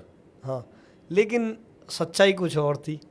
सच्चाई ये थी कि शिवजी महाराज ने उन्हें दे रखा था, वो शिवजी महाराज ने वरदान दे रखा था कि ये जो धनुष है इसको तोड़ेंगे रामचंद्र भगवान। और वाल्मीकि जी ने रामायण की रचना बहुत दिन पहले कर दी थी, रामायण होने से पहले ही बिल्कुल उसमें लिख दिया था कि इस धनुष को तोड़ेंगे कौन, रामचंद्र भगवान। तो जब रावण गए थे धनुष तोड़ने के लिए, तो धनुष तोड़ने रावण पहुंचे, तो उनके मन में आ गया कि भाई अगर मैं इसे करूँगा तो हो सकता है सृष्टि उलट पलट हो जाए। तो उन्होंने हाथ जोड़ करके वापस आ गए। और ये मैं बता रहा हूँ, मैं रात एक रील देख रहा था, सेम टू सेम यही बात देखो मैं बता भी रहा हूँ, और मैंने ध्यान आ गई जी, प्रेमानंद जी महाराज है ना, सेम टू सेम यही बात उन्होंने अपनी उसमें वाणी में बता रखी है कि हाँ रावण धनुष को तोड़ देता, लेकिन उसने नहीं तोड़ा क्योंकि वो चाहता नहीं था तोड़े। हाँ, वो इसलिए नहीं चाहता था कि भाई जो सृष्टि ने लिख रखा है वो ही होना चाहिए। कहते हैं कि ज्ञानी भी बहुत हुए और ज्ञानी भी देखा है, पर रावण के जैसा महाज्ञानी कहाँ होगा। क्योंकि मंदोदरी रावण की पत्नी थी जी, तो मंदोदरी को सपना आया था कि तुम रामचंद्र जी के साथ में युद्ध होगा तो कुल का सर्वनाश हो जाएगा। तो रावण के पास गई, कहने लगी कि महाराज आप रामचंद्र जी के साथ में युद्ध मत कीजिए। तो रावण खड़ा हुआ कि तू रावण को नहीं जानती, रावण के पास तो हर कोई है, कह रहे 60,000 बरस हो लिए राज करूं सु छटके, 60,000 साल हो लिए तो राज करते करते, 60,000 बरस हो लिए राज करूं सु छटके, 33 करोड़ देवता जग के को ना बोले हटके, बहमाता रही पीस पीसने, बहमाता चून पीसती है मेरे यहाँ पे, बहमाता रही पीस पीसने दे पवन बुहारी डटके, और इंद्र राजा जल छिड़के मेरा काल कुएं में लटके। जो सबके भक्षण करता है उसे मैंने कुएं में लटका रखा है। आँख खोल के देख ले गोरी तो किस गपलत में सोरी, और 3 लोक और 14 भवन में रावण रावण हो रही। तो फिर यहीं इसी रागनी में वो जिक्र किया है कि जनक भूप ने रचा स्वयंवर सब राजा बुलवाए, मैं भी अचानक पहुंच गया और राम लखन दो पाए। उन बच्चों की के गिनती मैंने बड़े बड़े ठुकराए, और जब लगा था हाथ धनुष के 3 लोग थर्राए। तीनों लोगों में गर्जना हो गई थी कि रावण ऐसा ना हो धनुष को तोड़ दे। यो वरदान दिया शिव जी ने कि दुनिया पागल हो रही, और 3 लोग और 14 भवन में रावण रावण हो रही। क्या बात है कि मैं धनुष तोड़ देता मैं भी। तो ऐसी ऐसी बातें जो हमारे कवियों ने लिखी हैं, वह धन्य है कि हमने उनको पढ़ा है, और उनकी जो रचनाएं आज हम उन्हें पढ़ रहे हैं।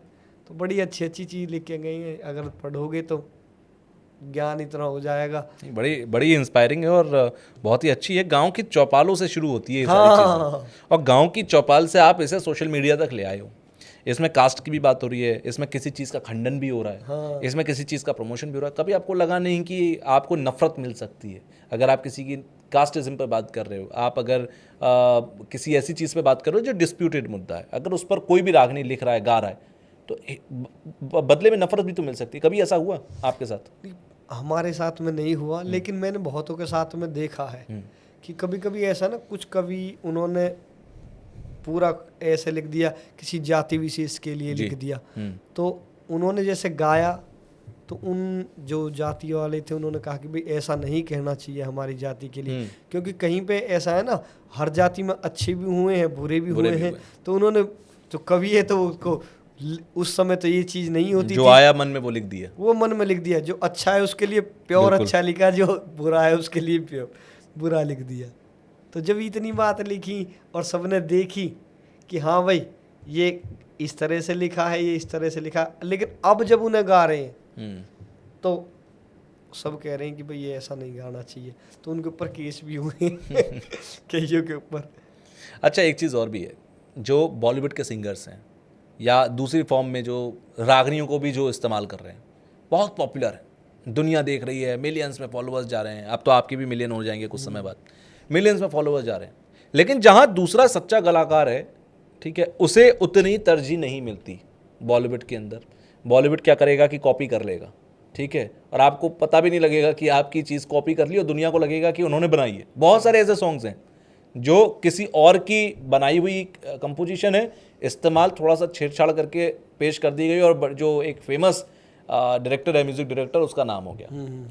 आपको लगता है कि अब समय आ गया है कि सोशल मीडिया की ताकत ये है कि दुनिया को असली और नकली का फ़र्क पता लग सकता है? बिल्कुल लग रहा है वो तो, क्योंकि जब रागनी को लोग इतना सुन रहे हैं, अब तो आप इंस्टा पर अगर देखोगे भी, इंस्टा पे फेसबुक पे जी, तो रागनियों की छोटी छोटी क्लिप चलती हैं। मास्टर सतबीर जी उनकी गाई हुई, गुरुजी सतपाल दोसा जी उनकी गाई हुई, सबकी गाई हुई चलती हैं, और लोग बड़े यूथ देखता है उन्हें। तो हमारे तो अब भी ऐसे हैं कि हमारे चाचा ताऊ जो हैं वो अब भी अपने फ़ोन में पूरे दिन रागनी सुनते हैं, उनकी पूरा किस्सा का किस्सा सुनते हैं, क्योंकि उन्होंने शुरू से एंड तक गा रखा है। तो लेकिन आजकल के यूथ के पास तो इतना टाइम नहीं है, नहीं वो उन्हें सुन रहे हैं। लेकिन हाँ, छोटी छोटी जो उनमें अच्छी बातें हैं उनको सुन रहे हैं, तो वो सुनना भी चाहिए। खैर, लेकिन जब पूरा सुनोगे तो पूरा सुनने में तो, क्योंकि जो आधा है वो तो आधा ही रहेगा हमेशा। बिल्कुल, जब पूरा सुनोगे तब समझ में आएगी हाँ भाई ये कहना चाह रहे हैं। तो हमारे तो कल्चर ही ऐसा था कि वहाँ पे रागनी है, हमारे गांव में कई कलाकार भी हैं, उन्होंने दोबारा सुन के, मतलब रागनी मेरे हिसाब में दोबारा आएंगी। अच्छा, हाँ, अच्छे तरीके से। आजकल बहुत सारे देखें हम नशे के मुद्दे हैं, रूरल एरियाज़ में, ग्रामीण अंचल में देखें, नशे में पड़ा है युवा, ठीक है, अकेला पड़ा है युवा, डिप्रेशन में। आज मैं देखता हूँ कि 18-20 साल का बच्चा डिप्रेशन में है, दवाइयाँ खा रहा है डिप्रेशन दूर करने की। आपको लगता है रागनी, संगीत, म्यूज़िक एक ऐसी थेरेपी है जो इंसान के हर दर्द को भुलवा सकती है? उसका दिल टूटा तो दिल जोड़ देगी, दिल लगी हो गई तो उसे प्रेम में बदल देगी। मतलब संगीत की वो ताकत है। बिल्कुल बिल्कुल। प्रेम में डूबी हुई कोई रागनी है आपके पास? हाँ, प्रेम की ये जो रागनी है ये हमारी बहुत दिन पहले हम एक उसी पे बैठे थे, गांव में ही एक फार्म था, वहाँ पे बैठे थे तो सभी ने सुनी। वहाँ से सबसे पहली जो गांव से पॉपुलर हुई रागनी है वो ये थी। तो इसमें हमने बताया कि भाई इश्क के क्या क्या नतीजे हुए हैं, जिन्हें इश्क करा है उनके साथ में क्या क्या हुआ है। तो किसी की याद आती है, किसी का ख्याल होता है, क्या बात है। इश्क में अक्सर लोगों का बुरा हाल होता है। जो भीड़ पड़ी में काम आवे वो यार सही हो से, जो बिन बोले दिल की सुन ले वो दिलदार सही हो से। रागनी क्या शुरू हो रही है। तू दिल ने थाम ले होश ते काम ले, यो इश्क बेरी नाग जहरी मत इसका नाम ले।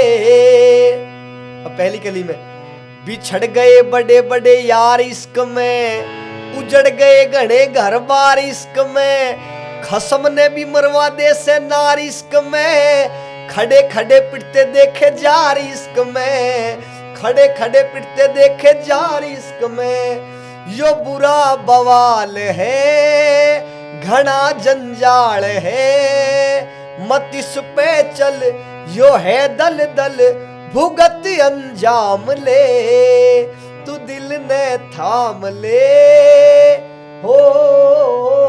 और इसी में देखो ये रागनी भी चल रही है और इसी में फिर हमारे वो भी दे दिए इतिहास भी। इतिहास में भी जिस जिसने करा है ना इश्क, उनके साथ में क्या हुआ। इश्क ने ही चंद्रमा पे दाग लगवाया, राम के हाथों से नीच बाली मरवाया, द्रौपद छेड़ी की चक्के सरकाल बुलवाया, पिंगला ने भरतरी का घर बार छिड़वाया, पिंगला ने भरतरी का घर बार छिड़वाया। तू कर कुछ गौर ले बदल ये त्योर ले, सबर कर ले धीर धर ले, खोल सुन कान ले, तू दिल ने थाम ले हो। क्या बात है। नहीं, मैं ये देख रहा हूँ कि ये सुनने के लिए लोगों के लिए एक गीत हो सकता है, एक रागनी हो सकती है, एक म्यूजिक हो सकता है, लेकिन इसके एक एक लाइन किसी के लिए डिप्रेशन से बाहर निकालने का जरिया हो सकता है, किसी के लिए एक थेरेपी हो सकती है, किसी के लिए एक बहुत बड़ी हीलिंग हो सकती है। तो कितना एक बड़ा मैसेज छुपा होता है एक रागनी के अंदर, अगर ये समझना हो। क्योंकि देखिए म्यूजिक अपनी जगह है, किसी को अगर ढिंचक ढिंचक पसंद है तो वो म्यूजिक को एंजॉय कर सकता है, लेकिन अगर आप संगीत सुन रहे हैं कुछ अपने अंदर उतारने के लिए, मैं अपनी बात बताता हूँ। मैंने कुछ समय पहले कोशिश की कि मैं मेडिटेशन शुरू करूँ। अच्छा जी। ठीक है, मुझसे होता ही नहीं है। मैं बैठता हूँ, दिमाग में बहुत सारे ख्याल आते हैं। फिर मैंने एक दिन गौर किया, अगर मैं कोई भजन सुनूं या कोई म्यूज़िक सुनूं और उस वक्त अगर मैं सोचूं, मैं बिल्कुल सारे थॉट्स को छोड़ सकता हूं, मैं मेडिटेशन कर सकता हूं। फिर मैंने एक से पूछा तो उन्होंने कहा ये भी तो मेडिटेशन है। बोले संगीत सबसे बड़ी थेरेपी है। अगर म्यूज़िक में आपको हीलिंग मिलती है, अगर आपको महसूस होता है कि म्यूज़िक मुझे उबारता है, तो उससे अच्छा कुछ नहीं है इस दुनिया के अंदर। बिल्कुल बिल्कुल। ये सबसे बड़ी थेरेपी है। तो ये सबसे बड़ी बात होती है। अच्छा, अब आखिर में मैं एक दो सवाल आपसे और करूँगा। आपकी सबसे पसंदीदा परफॉर्मेंस या शो आपका कौन सा था जहां पर आपको लगा हो कि आज तक का सबसे बेस्ट शो मेरा ये है, जो आपको अभी याद, मेरे कहते ही याद आ गया हो? मैं गांव में अंतवाड़ा उसमें हर साल कंपटीशन होता है और हर साल कंपटीशन में बहुत टीमें आती हैं। हालांकि कंपटीशन तो बहुत जगह हुए हैं जो हमने जीते हैं, क्योंकि हर गांव के कंपटीशन होते हैं तो वहाँ पर 20, 25, 30, 40 टीमें आती हैं। तो वहाँ पर सब टीमें अपनी अपनी परफॉर्मेंस देती हैं। तो हमने शुरुआत में ही वहाँ के लोग ऐसे कि आपको बैठ गए, फिर वो सुनेंगे। सुनने से मतलब है आप बैठें तो सुबह को इसी तरह से उठेंगे जब तक फाइनल नहीं हो जाता कौन टीम फर्स्ट है, कौन सेकंड है, कौन थर्ड है। तो वहाँ की परफॉर्मेंस हमने सबसे पहले गए, हम जो सबसे पहले कंपटीशन लड़ना शुरू किया तो हम कहीं जीते नहीं थे तब तक। तो हमने मेहनत करी बहुत ज़्यादा, मन कि भाई वहाँ पे चल रहे हैं, वहाँ पे हो सकता, क्योंकि कुछ कंपटीशन ऐसे होते थे ना जिनमें ज़्यादा इनाम था, जिसमें 5 लाख 6 लाख या 1 लाख इनाम था। वहाँ पे जाते थे तो लोग बाग ऐसे करते थे वहाँ पे पहले ही सेटिंग कर लेते थे अपनी कि अरे नया बच्चा है, छोड़ो कोई बात ना, अपने न दो जिनसे सेटिंग हो रही है उन्हें देना। लेकिन वो ऐसा था, वहाँ इनाम तो कम था लेकिन श्रोता बहुत ज़्यादा आते थे और सच्चे कद्रदान थे। हाँ, और किसी भाई जहाँ पे एक जगह 5 लाख मिल रहे हैं, एक जगह आपको 21,000 मिले, तो 21,000 में क्या सेटिंग करोगे आप, किसी एक क्या दोगे। तो वहाँ पे 21,000 रुपये इनाम होता था। तो हम गए, हम जा कर के मेहनत कर गए, उनके भाई यहाँ हो सकती है, यहाँ हमें इनाम मिल सकता है कि हम गाँव हैं तो वहाँ तो बाहर कर देवे, यहाँ पे बाहर नहीं करेंगे। तो हम वहाँ गए, हम गा रहे थे और उनकी नज़र में हम छुट गए, भाई ये लड़का ले जाएगा वो फर्स्ट। तो हम गाते रहे और फाइनल राउंड था, और फाइनल राउंड तक हम फर्स्ट थे। तो फिर वहाँ से जैसे गाना शुरू किया तो लास्ट राउंड में हमसे कुछ गलती होगी, लेकिन पब्लिक की तो मन में हम थे, छोटे छोटे से थे, उन्होंने कहा नहीं गाओ गाओ गाओ गाओ यार, फर्स्ट तो हम ही देंगे। तो हमने कही मन की चलो देखो। फिर उन्होंने हमें सेकंड किया उस साल, तो वो परफॉर्मेंस, और फिर जो उससे अगली साल परफॉर्मेंस, फिर लगातार हमने वहाँ 6 साल फर्स्ट जीता, लगातार 6 बार फर्स्ट। फिर तो मुझे ऐसा लग रहा है कि किसी कंपटीशन से एक आध की तो कहूँ ना जिससे बाहर हुए हो, इस सब में हमारा इनाम रहता था हर किसी कंपटीशन में। तो सबसे अच्छी परफॉर्मेंस हमारी अंतवाड़े गांव में रही, क्योंकि कभी कभी मेरी आवाज़ भी ख़राब हो जाती थी, तो मैं तो वहाँ पे जाऊँ, वहाँ गांव का पानी पिया और वहाँ मेरी आवाज़ और अच्छी चलने लग जाती थी। उनकी हो सकता है भाई ये होए कुछ कि यहाँ की ऑडियंस। फिर वहाँ जो लोग बाग आते थे बहुत ज़्यादा पसंद मुझे, अब भी जब चले जाते तो बड़ा प्यार सम्मान, पूरा गांव का एक एक घर जानता है कि हाँ भाई ये बलराम है, इसने छोटी सी नाना शुरू कर दिया हमारे गांव में कंपटीशन लड़ने के लिए। अच्छा, एक कलाकार के लिए जब वो स्टेज पर परफॉर्म करता है, श्रोता कितने मायने रखते हैं? बहुत ज़्यादा, क्योंकि कहते हैं ना श्रोता तो भगवान है, अगर भगवान मान करके उन्हें आप गाओगे तो आप सक्सेस हो जाओगे, अगर उन्हें आप वैसे ही मानोगे तो वो भी आपको वैसे ही मानेंगे, आपको मन में होना चाहिए। कहते हैं कि जैसे आपने भी गाने के बीच में कहा था कि जहाँ मान ना हो वहाँ गाना ना चाहिए, ठीक है, यानी कि जहाँ सुनने वाला ना हो और आपके कद्रदान ना हो तो वहाँ क्या करोगे गा के, जहाँ सुनने वाला ही नहीं है। बिल्कुल बिल्कुल। चलिए, अब पॉडकास्ट के आखिर में मैं चाहूँगा जिस तरह से हमने शुरुआत की उसी तरीके से हम अंत करें। आपके दिल का जो करीब है और आपको अभी लगता है कि ये सुनाना चाहिए, वो हमारे व्यूअर्स को सुनाइए।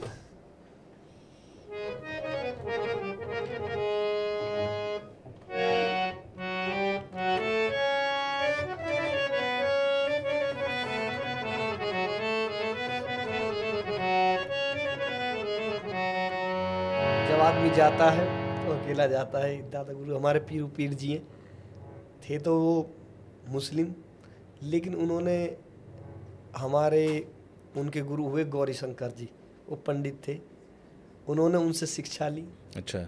और महाभारत रामायण इन सब की रागनियाँ लिखी, कुरान भी पढ़ी। अच्छा। और ये भी पढ़ी। तो उन्होंने इस भजन को लिखा है, हो जाएगा जब जहां से कुछ भी न पास होगा, 2 गज कफन का टुकड़ा तेरा लिबास होगा। जाएगा जब जहां से, क्या हो सोने सिकाया तेरी जल कर के राख होगी, ढूंढेगा जब जमी पे मट्टी भी खाक होगी। और क्या, बस्ती से दूर तेरा, गांव से दूर, बस्ती से दूर तेरा मरघट में वास होगा, 2 गज कफन का टुकड़ा तेरा लिबास होगा। क्या बात है।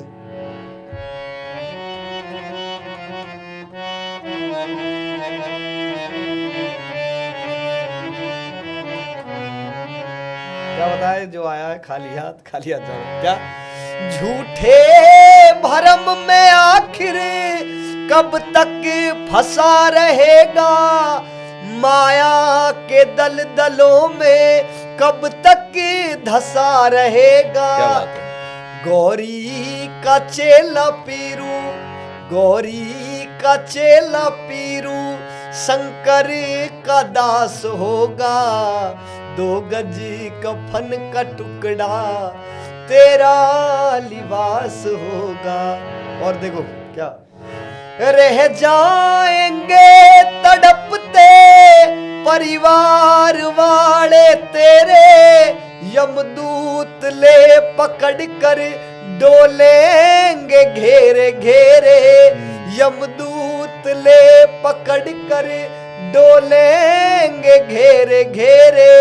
क्या पीटेगा छाती अपनी, घर वाले पीटेगा छाती अपनी, कुणबा निराश होगा, 2 गज कफन का टुकड़ा तेरा लिबास होगा। क्या बात है। एक और कली है इसमें जी। क्या, चुन चुन के लकड़ियों से ढक देंगे तेरे बदन को, ले जाएगा झपट कर कोई तेरे कफन को, ले जाएगा झपट कर कोई तेरे कफन को, दे देगा आग तुझ में, दे देगा आग तुझ में बेटा जो खास होगा, 2 गज कफन का टुकड़ा तेरा लिबास होगा। बहुत गहराई है रागनियों में, बड़ी गहराई है। और इस गहराई को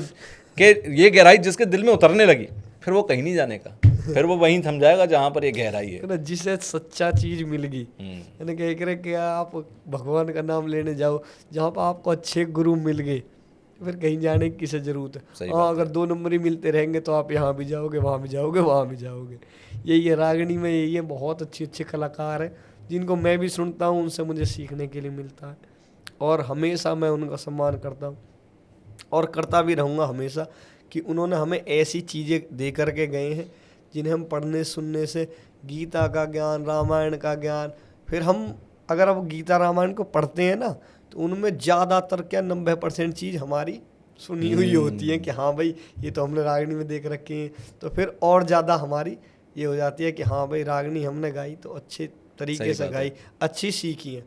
ये नहीं है कि हाँ बेकार रागनी सीखी है। व्यूज की दौड़ में अश्लीलता नहीं परोस रहे, जो असली मायने हैं उसको परोसा जा रहा है। मैं बीच में हो गया था ऐसी कि थोड़े व्यूज से कमाने हो गए, लेकिन मैंने सोची कि यार जैसे और कर रहे हैं ऐसे करके देखूं, फिर मेरे मन ने गवाही नहीं दी ना, जैसे चल रहा है अच्छी चीज़, क्योंकि साल बाद, 1.5 साल बाद, 5 साल, 10 साल बाद आदमी देखेंगे भाई एक पे रुका हुआ तो इसे ही सुनो, ये तो ऐसा ही गाएगा, ऐसा ही सुनना हमको इसको। लेकिन ना अभी मैं बदल गया तो फिर कहेंगे हाँ भाई, फिर सब कमेंट करने लगेंगे नहीं भाई ऐसी सुनाओ, ऐसी सुनाओ। पारिवारिक और सांस्कृतिक, बस इससे ज़्यादा। मैं ऐसे बहुत सारे इन्फ्लुएंसर, बहुत सारे लोगों को जानता हूँ इंस्टाग्राम पर जिन्होंने शुरुआत एक ट्रेडिशन के साथ की, लेकिन व्यूज़ की होड़ में वो ऐसे रास्तों पर निकल गए जो गलत रास्ते हैं, जो एक व्यूज़ खींचने के लिए आप हुबरता परोस रहे हैं। लेकिन एक समय के बाद शायद उनको भी इस बात का इल्म हो जाता है कि ये रास्ता नहीं होना चाहिए, वही ठीक था। तो व्यूज़ की होड़ में लोग बहुत कुछ करते हैं, लेकिन आप नहीं कर रहे हैं, ये सबसे अच्छी बात है। मैं तो ऑडियंस से कहूँगा कि कभी बलराम भाई को इतना मजबूर ना करना कि उन्हें व्यूज़ के लिए हुबरता पे उतरना पड़े, और आप नहीं उतरे, ये बहुत अच्छी बात है। सो आप सब जितने भी व्यूअर्स आपको देख रहे थे, ठीक है, जिन्होंने सुना आपको, आज और बेहतर तरीके से आपको समझ पाए होंगे। सो जो भी आप लोग बलराम भाई से कहना चाहें नीचे कमेंट बॉक्स में लिखिएगा, और आप कमेंट्स पढ़ना जरूर, ठीक है। उन लोगों का रिप्लाई अगर आप दे पाओ तो देना जरूर, क्योंकि ये तो उनका प्यार है। जो आप मुझसे कहते रहते हो वो आप कह सकते हो, कोई वो है कि क्या सुनना चाहते हैं, किस तरह से, लेकिन सांस्कृतिक दायरे में, सांस्कृतिक दायरे में, हाँ, मैं वो सब मर्यादाओं में बंधा हुआ हो तो वो संगीत आपकी मुख से बिल्कुल बिल्कुल मैं वो सुनाना वो करूँगा। और अभी तो सीख रहा हूँ मैं, अभी तो कुछ भी नहीं है। कहते हैं ना कि अभी तो ली अंगड़ाई है, बाकी और लड़ाई है। अभी तो बहुत सीखना है, बहुत वो करना है। अभी तो मेरे अंदर बहुत कमी हो है जिन्हें मैं भी सुधार रहा हूँ, क्योंकि अभी गाना भी सीखना है और ज़्यादा। कहा गया है ना, करत करत अभ्यास के जड़मति होते सुजान। हाँ। तो अभ्यास तो आप जितना करें, प्रैक्टिस मेक्स मैन परफेक्ट। हाँ। ठीक है, आप प्रैक्टिस करते रहोगे, आगे बढ़ते रहोगे। अभ्यास का शास्त्र है पूरा संगीत। बिल्कुल। तो धन्यवाद बलराम भाई, आप आए फिर कभी आपको फिर इनवाइट करूंगा, फिर आप पॉडकास्ट में आए, फिर हम लोग बातें करेंगे और लंबी बातें करेंगे। आज के लिए धन्यवाद। धन्यवाद जी, नमस्कार। तो अगर आप लोगों को ये पॉडकास्ट पसंद आया हो तो हमारे इस चैनल को सब्सक्राइब जरूर करिएगा, और अगर आप लोग सब्सक्राइब करेंगे, बेल बटन पर क्लिक करेंगे, लाइक कमेंट शेयर करेंगे, तो इससे शायद आपका कुछ ना जाए, लेकिन हमारे लिए बहुत सपोर्ट हो जाता है। आपके एक रिएक्शन से, आपके एक एक्शन से हमारे चैनल को सपोर्ट मिलता है और हमारी पूरी टीम का हौसला बढ़ता है। तो प्लीज़ लाइक कमेंट शेयर या सब्सक्राइब जरूर करिएगा। बाय बाय, मिलते हैं अगले पॉडकास्ट में।